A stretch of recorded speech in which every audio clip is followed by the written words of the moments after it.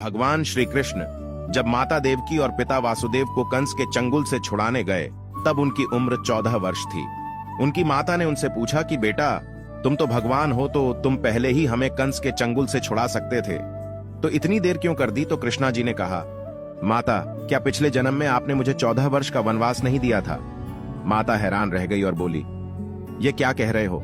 तब कृष्ण जी ने बताया कि पिछले जन्म में मैं राम था और आप थी माता कैकई, और आप ही ने मुझे 14 वर्ष का वनवास दिया था, और कर्म फल से कोई नहीं बच सकता माता, इसलिए आपको 14 साल का यह दुख सहना पड़ा।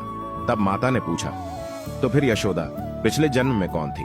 तब कृष्णा जी ने बताया, वो थी माता कौशल्या थी, जो 14 साल तक अपने पुत्र से अलग रही थी।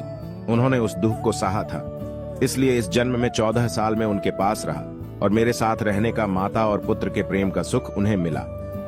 कहने का मतलब यह है कि कर्म फल से ना उस युग में कोई बचा था, ना आज कोई बचेगा। खुद भगवान भी कर्म फल से बच नहीं सकते, इसलिए अपने हर एक कर्म को सोच समझकर कीजिए, क्योंकि जिसके भी खिलाफ आप कुछ गलत कर रहे हैं, उससे आपकी शत्रुता कुछ समय या शायद एक जन्म की है, लेकिन उसके साथ कुछ गलत करके आप अपने कई जन्म बिगाड़ सकते हैं। जय श्री राम।